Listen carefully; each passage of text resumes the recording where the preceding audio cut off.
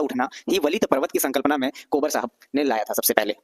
और इन्होंने इसी को अवसादीकरण बता दिया। और इसी अवसादीकरण के कारण क्या होता है कि इसके तल में अवतलन होता है, या क्या होता है, सबसिस्टेंस होता है। सबसिस्टेंस मतलब अवसादीकरण के कारण क्या हो गया कि नीचे की तरफ इसके तल में बल लगने की वजह से ये दोनों जो अग्रदेश है या फोरलैंड है वो मुड़ जाते हैं। और मुड़ने के बाद जो नेक्स्ट आपको ये दिख रहा होगा, इसमें क्या हो रहा है कि ये वलित हो जाती हैं। ठीक है, और इस तरह से वलित पर्वत के सिद्धांत को कोबर साहब डिफाइन करते हैं।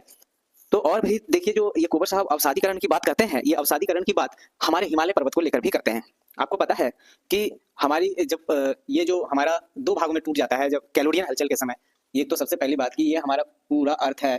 एक समय था जब पूरे भूभाग एक जगह थे और पूरे ये पानी वाला भाग अलग अलग थे, लेकिन कैलोडियन हलचल आने के बाद ये, अब इससे पहले भी क्लास में मैंने करा दिया है कि जो ये भाग है, ये भूभाग है, भूमि वाला भाग, इसको पेंजिया कहा जाता है।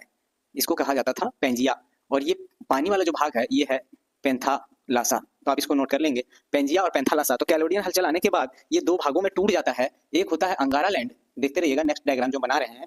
तो क्या हुआ कि पहला तो हम ये डायग्राम बना रहे हैं जहां ये एक साथ है जो कि पेंजिया का निर्माण करता है, और पेंजिया के बाद ये वाला भाग जो है पेंथालासा है।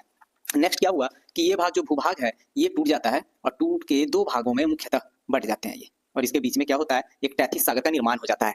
मतलब ऊपर वाला भाग जो है इसको हम अंगारा लैंड कहेंगे, और नीचे वाला जो भाग था वो गोंडवाना लैंड।